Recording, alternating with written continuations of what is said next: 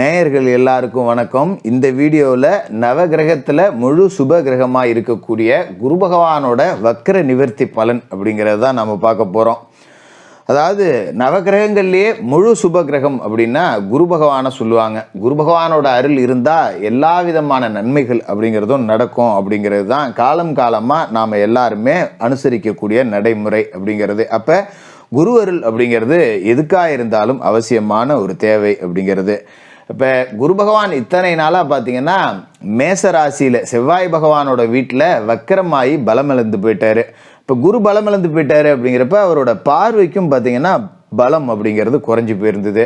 இப்போ சோபக்கிருது வருடம் மார்கழி மாதம் 4ஆம் தேதி டிசம்பர் மாதம் 20ஆம் தேதி குரு பகவான் வக்கர நிவர்த்தி அடைஞ்சு பலமடைகிறாரு. மேசராசியில் வக்கர நிவர்த்தி அடைஞ்சு பலமடைகிற குரு பகவான் தன்னோட பார்வையால் தன்னோட 5ஆம் பார்வையா சிம்ம ராசியவும் 7ஆம் பார்வையா துலா ராசியவும் 9ஆம் பார்வையா தனுசு ராசியவும் பார்க்குறாரு. இந்த குரு பகவான் வக்ர நிவர்த்தி ஆகி பலமடைகிறதால என்னென்ன ராசிக்காரர்களுக்கு என்னென்ன பலன்கள் அப்படிங்கிறது கிடைக்க போகுது அப்படிங்கிறது தான் நம்ம பார்க்க போகிறோம். துலா ராசி நேயர்களே, உங்களுக்கு இந்த குரு பகவானோட வக்ர நிவர்த்தி எப்படி இருக்கு அப்படின்னு பார்த்தோம்னா, குரு பகவான் யாரு அப்படின்னா உங்களோட ராசி அதிபதி சுக்கிர பகவானுக்கு பகை கிரகம்.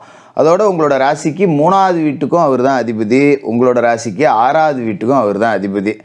இப்போ 3ஆவது வீட்டுக்கு அதிபதி அப்படிங்கிறவர் பலம் அடைகிறாரு அப்படிங்கும்போது தைரிய வீரிய ஸ்தானாதிபதி பலம் அடையும் போது ஒரு அதீத மன தைரியம் அப்படிங்கிறது நம்மக்கிட்ட இருக்கும். ஏன்னா தைரியத்துக்கு காரகனாக இருக்கக்கூடிய குரு பகவான், அதாவது உங்களோட ராசிக்கு தைரியஸ்தானத்துக்கு அதிபதி, தைரிய காரகன் இல்லை, தைரியத்துக்குடைய அந்த காரகத்துவ இடத்துக்கு அவர் அதிபதி. அப்படி இருக்கக்கூடிய காலகட்டத்தில் அவர் பலம் அடைகிறாரு அப்படிங்கும்போது மனசில் ஒரு அதீத தைரியம் அப்படிங்கிறது இருக்கும். எது வந்தாலும் பார்த்துக்கலாம், என்ன நடந்தாலும் நான் சமாளிக்க தயார் அப்படிங்கிற மாதிரி ஒரு அதிகபட்ச தைரியம் அப்படிங்கிறது உங்ககிட்ட இருக்கும். அதே நேரத்தில் 6க்கு அதிபதி அவர் தான். ருணரோக சத்துருஸ்தானத்துக்கு அதிபதி பலமடைகிறாரு அப்படின்னா நோய் நொடி வரும், கடன் வரும், பகை வரும் அப்படின்லாம் நீங்கள் பயப்பட வேண்டியதில்லை. ஏன்னா அவர் எத்தனாவது வீட்டில் பலமடைகிறாரு அப்படிங்கிறதையும் நம்ம பார்க்கணும். அவர் 7ஆவது வீட்டில் பலமடைஞ்சு உங்களோட ராசியவும் பார்க்குறாரு. அப்போ எப்பேற்பட்ட தோஷங்களையும் நிவர்த்தி செய்யக்கூடிய ஆற்றல் குரு பார்வைக்கு இருக்குது. அப்படிப்பட்ட குரு பகவான் 7ஆவது வீட்டில் கலத்தர ஸ்தானத்தில் சப்தம குருவாக இருந்துக்கிட்டு உங்களோட ராசியை பார்க்குறாரு அப்படிங்கும்போது இந்த வக்கர நிவர்த்தி காலம் குரு பலம் அடையக்கூடிய நேரம் அப்படிங்கிறது உங்களுக்கு நல்லது தான். சரி, 7ல் குரு பலம் அடைஞ்சிட்டாரு, இப்போ என்ன நடக்கும்? அதாவது திருமணமாகாதவர்களுக்கெல்லாம் திருமணம் செஞ்சு வைப்பார். 7ல் குரு பலம் அடைகிறதால இது முதல்ல நடந்துடும். துளாராசிக்காரர்கள் எங்கெங்கேயோ போய் மாப்பிள்ளை பார்த்துட்டேன், எங்கெங்கேயோ போய் பொண்ணு பார்த்துட்டேன், பிள்ளைகளுக்கு வரன்னு தேடிக்கிட்டு இருக்கேன், அமைய மாட்டேங்குது. அமைஞ்சாலும் பார்த்தீங்கன்னா மாப்பிள்ளை கிடைச்சா பொண்ணு கிடைக்கல, பொண்ணு கிடைச்சா மாப்பிள்ளை கிடைக்கல, ஒருத்தருக்கு ஒருத்தர் பிடிச்சிக்க மாட்டேங்குது. இப்படியே தட்டிக்கிட்டு போயிட்டுருக்கு. 2 பேருக்கும் பிடிச்சி நல்ல ஜாதகம் ஒன்று அமைஞ்சுது அப்படின்னாக்கா யாராவது சொல்லி ஏதாவது தடுத்து விட்டுறாங்க, இல்லை ஜாதக கோளாறு வந்துடுது, தோஷம் வந்துடுது, பொருத்தம் ஒத்து இல்லை, இப்படி ஏதோ பல ரூபத்தில் தடை அப்படிங்கிறது இருந்துச்சு இல்லையா, அது எல்லாமே சரியாயிடும். திருமண யோகம் அப்படிங்கிறது கைகூடி வரப்போகிற நேரம் அப்படிங்கிறது வந்திருக்கு. இந்த குரு பகவான் பலமடைஞ்ச இன்னொரு காலம் அப்படிங்கிறது கூட்டு தொழில் உச்சகட்டத்தை அடைய போகிற ஒரு நேரம் அப்படின்னே சொல்லலாம். ஏன்னா இப்போ சாதாரணமாக ஒரு தொழில் செஞ்சுக்கிட்டு இருக்கேன், என்கிட்ட முதல் இல்லை, திறமை மட்டும்தான் இருக்குது, இன்னும் ஒரு 10 லட்ச ரூபா போட்டால் ஏதாவது பெருசாக வரலான்னு பார்த்தா காசு பத்தலை அப்படிங்கிறவங்களுக்கெல்லாம் யாரோ ஒரு கூட்டாளி வந்து இப்போ கொடுப்பாங்க, வா நான் 10 ரூபா முதல்ல போடுறேன், 2 பேரும் சேர்ந்து செய்வோம் அப்படின்னு.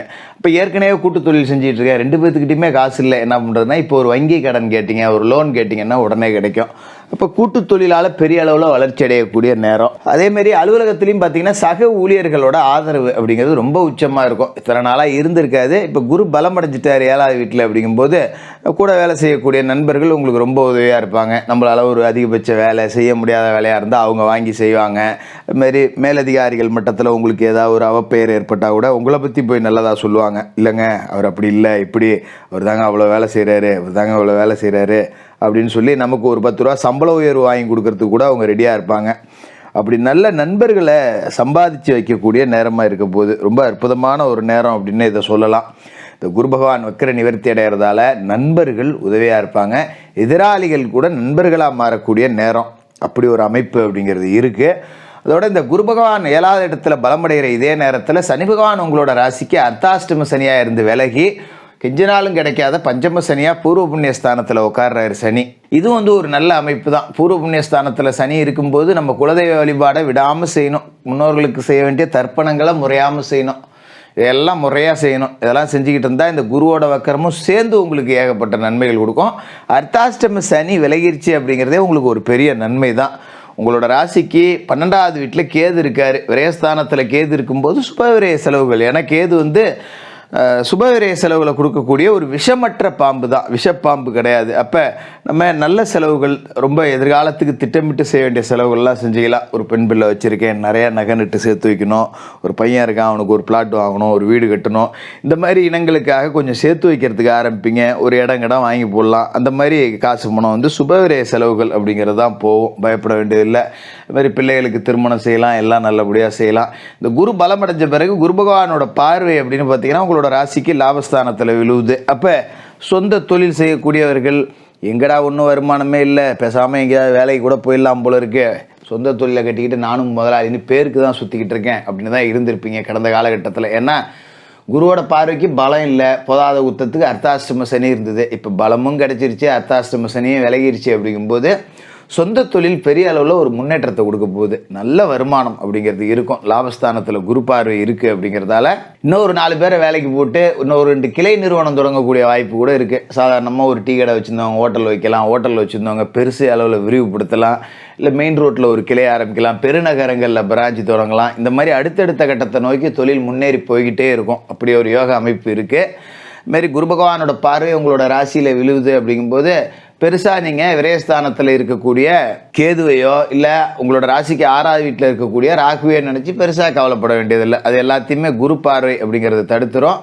5ஆம் இடத்துல சனி பகவான் இருக்கும்போது முன்னோர்களோட புண்ணியங்களை எல்லாத்தையும் உங்களுக்கு கொண்டு வந்து சேர்ப்பார். குருவும் அதுக்கு துணை நின்று உங்களுக்கு பெரிய அளவில் நன்மைகள் அப்படிங்கிறத செய்வார், பயப்பட வேண்டியதில்லை. அதோட குரு பகவானோட பார்வை அப்படின்னு பார்த்தீங்கன்னா உங்களோட ராசிக்கு 3வது வீட்டில் விழுவுது. 3வது வீடு அப்படிங்கிறது தைரிய வீரியஸ்தானம். அந்த இடத்துலையே குருவோட பார்வை விழுவுது அப்படிங்கும்போது ஒரு அதீத ஆற்றல், அதீத தைரியம் அப்படிங்கிறது இருக்கும். தன்னைத்தானே குரு பகவான் பார்த்துக்கிறாரு, தான் வீட்டை பார்க்குறாரு. அப்போ குருவே தன்னைத்தானே புனிதப்படுத்துகிறாரு அப்படிங்கும்போது உங்களுக்கு அற்புதமான யோக பலன்கள் அப்படிங்கிறது நிறையா கிடைக்கும். சகோதர வர்க்கத்தோட ஆதரவு இருக்கும். நமக்கு ஒரு பிரச்சனைனா 4 அண்ணன் தம்பி நிற்பாங்க, 4 பங்காளிங்க நிற்பாங்க அப்படிங்கிற ஒரு அதீத தைரியம் உங்களை அடுத்த கட்டத்தை நோக்கி உந்தி தள்ளும்.